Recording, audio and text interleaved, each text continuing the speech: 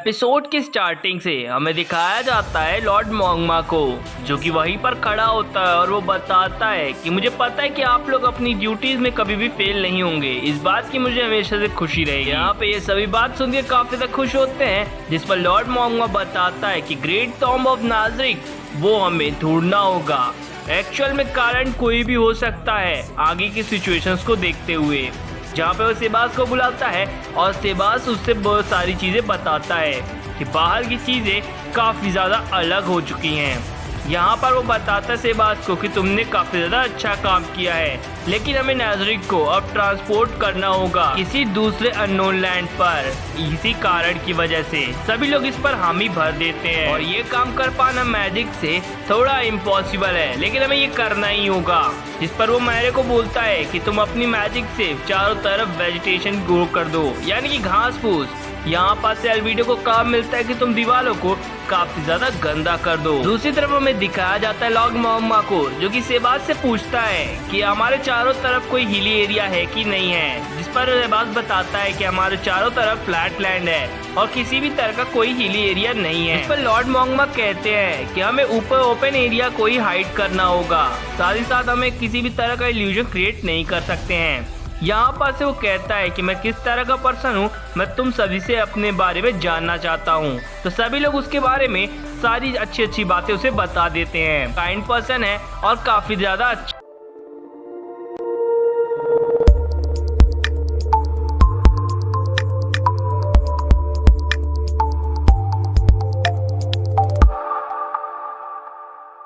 मोंगमा अब डायरेक्टली अपने महल के अंदर आता है और वो अपने आप को देख रहा होता है। दूसरी तरफ सभी लोग राहत की सांस लेते हैं और कहते हैं कि उनका प्रेजेंस काफी ज्यादा अच्छा है। यहाँ पास से वो 41 सुप्रीम्स में से एक बंदा है जो कि स्टैंड है, यानी कि वो काफी ज्यादा अच्छा है और मर्सी मैन है। यहाँ पास से सेबास कहता है वो भले ही कैसे भी हो, लेकिन मैं उन्हीं की साइड से फाइट करूंगा। ये सारी चीजें सुनती हैं और वो भी यही कहती है कि वो चाहे जैसे भी हो लड़ेगी तो वो उन्हीं की साइड से, फिर चाहे उसके बदले में उसका अपना सैक्रिफाइस ही क्यों न देना पड़ जाए। जिस पर हमारी डार्क ब्लडेड यहाँ पर खड़ी होती है, हम लोग इसे वैम्पायर बुलाएंगे। खैर यहाँ पास से वो हंसने लगती है, काफी अजीब तरह की हंसी है। दोनों ही काफी ज्यादा गुस्से होते हैं क्योंकि उन्हें वाइफ बनना होता है ऑफ नाज़रिक, यानी कि यहाँ की लॉर्ड मोंगमा से शादी करनी होती है, इसलिए ये दोनों आपस में लड़ने लगते हैं। खास तौर से यहाँ पे जो मारे हैं एक्चुअल में एक लड़का है। यहाँ पर वो बताते हैं कि तुम्हारे ऊपर ही फ्यूचर डिपेंड करता है क्योंकि तुम हमारे साथ हो। टैमी काफी ज्यादा सोच में होता है कि डे की जैसे वो आज नहीं गए। यहाँ पास से अल्बीडो और वो वैम्पायर अभी भी फाइट कर रहे होते लॉर्ड मोंगमा के लिए, जिस पर डैमिंग पूछता है क्या उनका लड़ाई खत्म हुआ। यहाँ पास से आ जाता है हमारा कॉकटेल, उन्हीं की बातों में ज्वाइन हो जाता है। दूसरी तरफ हमें दिखाया जाता है डैमिक को, जो कि पूछता है कि तुमने ऐसे लड़कियों वाले कपड़े क्यों पहने हैं। यहाँ पर वो डैमिक बताता है कि वो काफी ज्यादा प्रिटी लग रहा है ना, जिस पर वो बताता है कि ठीक ही है। खैर मतलब वो लड़का है और लड़की जैसे कपड़े पहना है और अभी तक मैं उससे लड़की समझ रहा था। खैर दूसरी तरफ हमें दिखाया जाता है कि ये लोग आपस में अपनी बातों को कंटिन्यू करते हैं, जिस पर पता चलता है कि हाँ अब इनकी फाइट्स खत्म हो चुकी हैं। दोनों लोगों ने डिसाइड कर लिया होता है कि जो भी कोई हेड वाइफ बनेगा इन फ्यूचर वही राज करेगा नाज़रिक के ऊपर। लॉर्ड मोंगमा वहाँ पर आते हैं और एक स्वॉर्ड को उठाते हैं। वो अपने स्वॉर्ड को उठाते हुए मन में सोच रहे होते कि अगर वो अपने पावर लेवल को 100 पर ले जाए तो वो शायद इस स्वॉर्ड को काफी इजीली स्विंग कर सकते हैं। और वो स्विंग करने की अपने नॉर्मल फॉर्म में ही कोशिश करता है, लेकिन वो स्वॉर्ड नीचे की तरफ गिर जाती है। यहाँ पास से वो देख रहा होता है और कहता है कि वो कुछ भी बना सकता है या कुछ भी ला सकता है, लेकिन वो अपनी पावर लेवल को एक्सचेंज या चेंज नहीं कर सकता है, जिसे वो बढ़ा ले या घटा ले। इस बात पे वो ध्यान देता है कि पिछले 3 दिनों से ना ही उसे डर लगा है ना ही भूख, और क्योंकि उसका मेंटली और फिजिकली लेवल ऐसा चेंज हुआ है। सीन कुछ समय पहले का दिखाया जाता है कि एपिसोड 1 का, जहाँ पे वो काफी ज्यादा इमोशनली अनस्टेबल था। यहाँ पास से उसे याद आता है कि वो काफी ज्यादा काम डाउन महसूस कर रहा था, भले ही वो इस वर्ल्ड में आ चुका था। अब 3 दिन बीत चुके हैं और वो फिर से एक बार कोशिश करता है। यहाँ पास से वो कहता है कि वो अपनी स्ट्रेंथ को जरूर बढ़ाएगा। अब यहाँ पास से वो जाने की लगता है में वहाँ पर एक मेड आती है और वो स्वॉर्ड हाथ में लिए होती है, जिस पर हमारा लॉर्ड मोंगमा अपने ट्रांसफॉर्मेशन को लेता है और उस स्वॉर्ड को लेते हुए एक स्विंग मारता है, जिससे काफी तेज हवा चलती है। जहाँ पे वो कहता है कि मैजिक क्रिएट तो मैं कर लूंगा, उसमें कोई प्रॉब्लम नहीं है, लेकिन उसे अपने पावर भी बढ़ाना होगा। नार्बरेला को बताता है कि वो बाहर जा रहा है, जिस पर नार्बरेला यानी कि वही मेड बताती है कि आपके लिए सैनिक तैयार हैं, जिस पर लॉर्ड मोंगमा कहते हैं कि नहीं, वो अकेले ही जाना चाहता है। और ये कहते हैं वो स्वॉर्ड उसे देखकर उस जगह से निकल जाता है। अब वो टेलीपोर्ट होकर एक जगह पर आता है और ये जगह होती है फर्स्ट फ्लोर, जो कि काफी ज्यादा डरावनी होती है। और यहाँ पर से ये जगह होती है डैमेक की। यहाँ पे उसके 3 गार्डियंस होते हैं, यानी 3 चेले होते हैं, जो कि जेलसी यानी क्रोध, गुस्सा, लालच, ये सारे डीमंस होते हैं। यहाँ पे आते हैं डीमक देखता है तो कहता है आप मास्टर यहाँ पर कैसे आ गए विदाउट कोई गार्ड। यहाँ पर हमारे लॉर्ड मोंगमा को कुछ तो अलग लगता है। वो सोच रहा होता है कि एक ही पर्सन है जो कि टेलीपोर्ट कर सकता है एक जगह से दूसरी जगह फ्रीली। यहाँ पर तो वो सोच रहा होता है कि इसे रीजन क्या दिया जाए, इस पर वो बताता है कि वो थोड़ा बाहर जाकर हवा खाना चाहता था, इसलिए वो बिना गार्ड्स के आया है।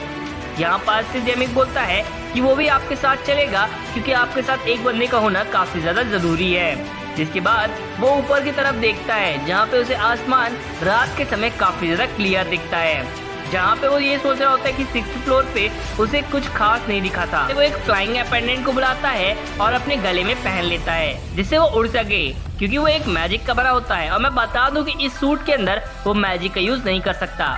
डैमेक भी अपना फेस और अपना पावर चेंज करता है जिससे वो खुद भी उड़ सके और अपने आप को चेंज कर लेता है। फाइनली वो एक मून के पास पहुंचता है। आई मीन मून के पास नहीं पहुंचता, बस वह मून के पास दिखाया जाता है।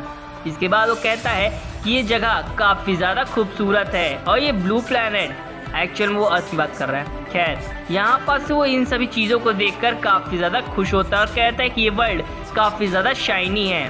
अब यहाँ पास से वो ये सभी चीजों को भूल चुका होता है कि उसे अपने रियल वर्ल्ड में भी लौटना है। इसके बाद वो सोच में पड़ जाता है कि उसके बारे में कुछ तो मिसिंग है। यहाँ पास से वो कहता है कि आप अगर चाहो तो हम आपके लिए पूरे नाज़रिक की फोर्सेस को ऑब्टेन कर लेंगे, यानी कि पूरे के पूरे नाज़रिक में ही वो कब्जा करने की बात कर रहे होते हैं। ये जगह काफी ज्यादा ब्यूटीफुल है। ये सुनते ही उसके होश उड़ जाते हैं नहीं डैमेक के। मोंगमा कहता है तो वो फाइनली पहला ह्यूमन या फिर कहो पहला मॉन्स्टर रिएक्टर पर आया हुआ है जो कि अकेला है और इस पूरे संसार में एंस ओल का नाम ही पूरे संसार में फैला हुआ है। धरती की तरफ दिखाया जाता है जहाँ पर समुद्र की लहरें उठ रही होती है। डैमेक पूछता है लॉर्ड मोंगमा आप क्या कह रहे हैं और आपका क्या प्लान है, इसके बारे में वो पूछता है। जिसके बाद वो जमीन पर उतरता है और मैल के पास जाता है। वो कहता है ओ लॉर्ड मोंगमा आप यहाँ पर कैसे, क्या मैंने कोई गलती कर दी है? लॉर्ड मोंगमा बताते हैं कि नहीं तुमने कोई भी गलती नहीं की है, बस तुम्हारा काम काफी ज्यादा अच्छा है। तुम ही एक ऐसी बंदी हो जो कि